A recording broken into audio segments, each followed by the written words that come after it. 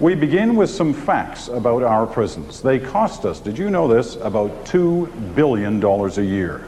But what do we get for that? Here's Brian Stewart.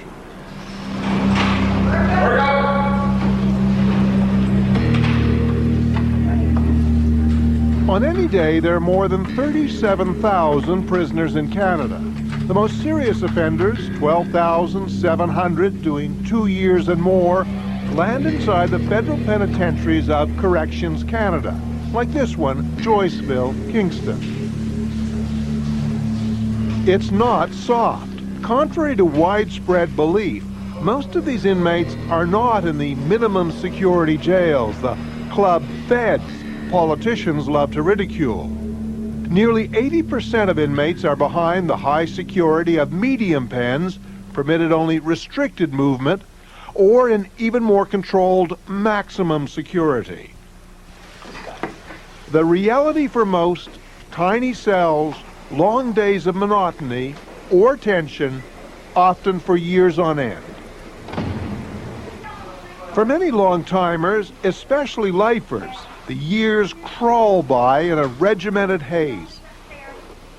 We no longer even think about the outside because our life is here. This is our life. We're told when to sleep, we're told when to eat, we're told when to move, we're told what to wear, when to wear it. You know, like there's a lot of little rules that the public don't realize that are enforced daily. We also imprison more than we think.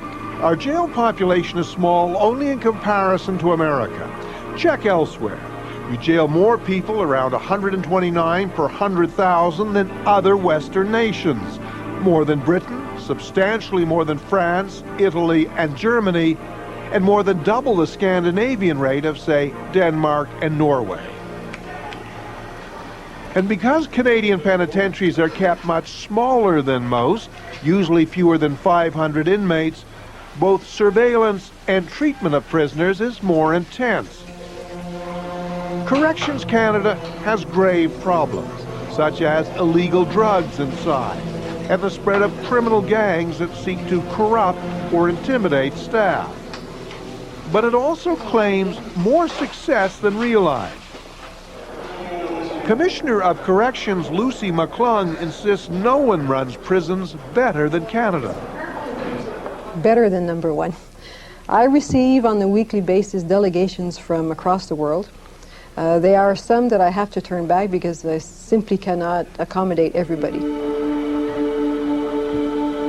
Our prison system is inherently controversial, however. Somehow supposed to confine, punish, and yet repair all at the same time. A very hard balance to get right.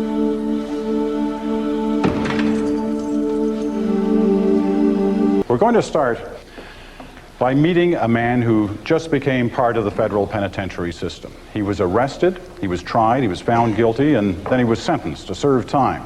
More of it than he ever imagined. Allison Smith followed him through the intake process. It's a process that it seems impossible to be prepared for. Entry to a world fraught with fear of the unknown.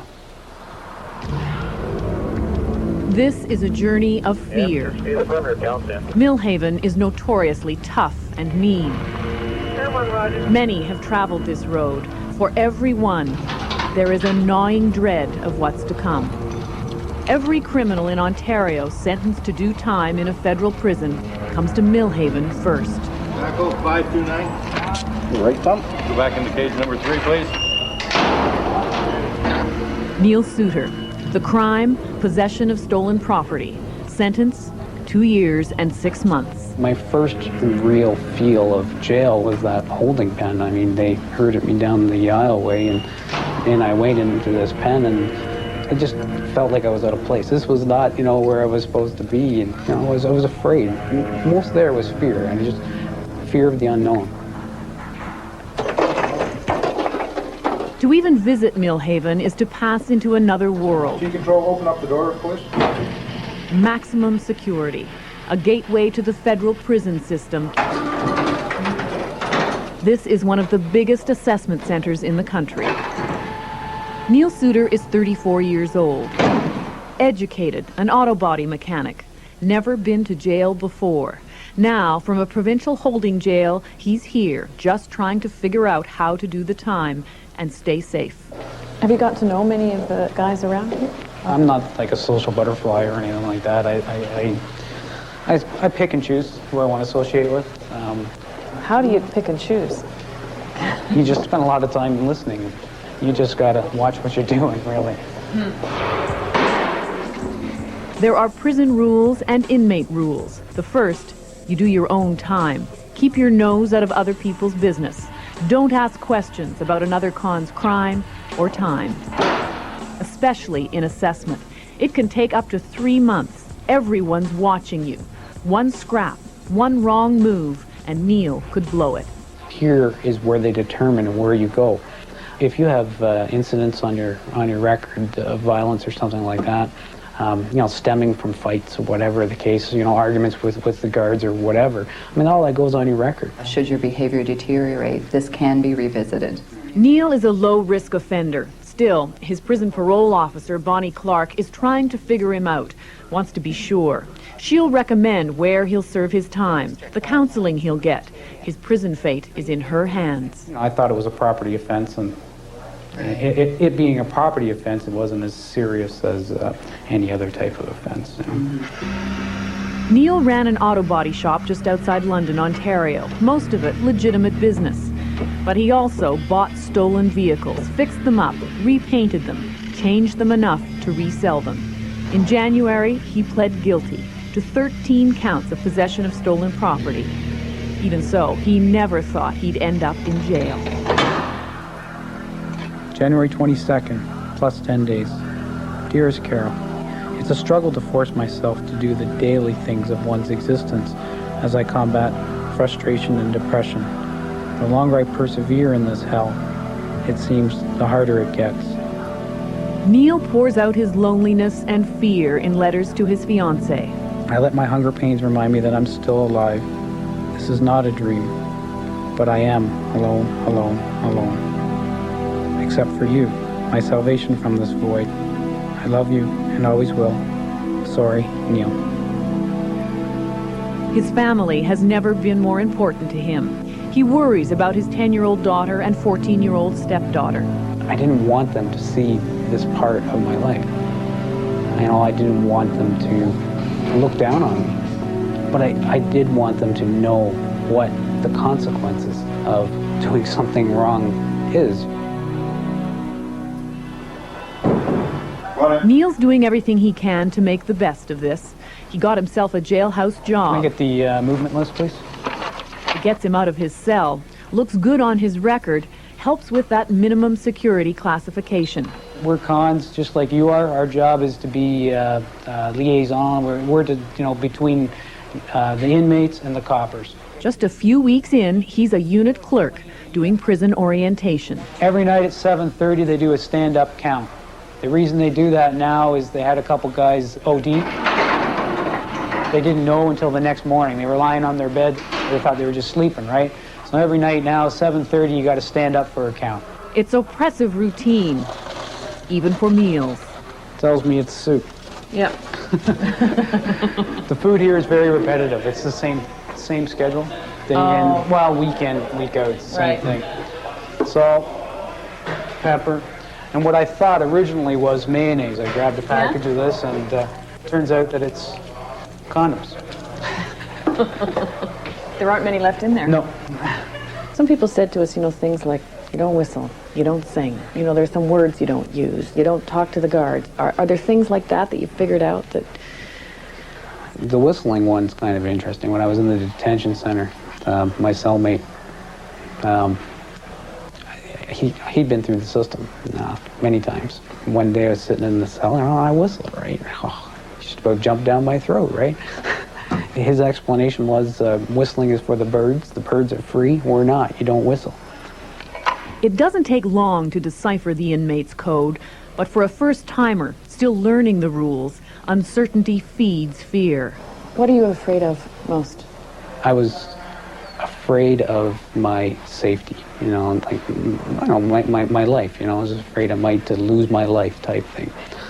That sense is very real in here because you are dealing, especially in the assessment unit here, you're dealing with every walk of life criminal, right? These guys are from murderers to somebody like me. These are some of the things that were here when I arrived. Basically, they're found in the cells or in the shops. Yves Delorier is Millhaven's preventive security officer. For every weapon that ends up in his collection, he knows there are countless more. What's this? This is what we call, or the inmates refer to as a shiv. It's a brush handle. It's been melted so that a nail could be fastened to it. Wow. Yeah. Yeah, so the inmate can have that sitting in his cup on top of his shelf, and unless you pull it out and look at it, you'd never know it was a weapon. Does it get used often? Probably more than we know. Do I have one? I have my security blanket, and I usually wear it 95% of the time. And it's not a measure of anything. All right.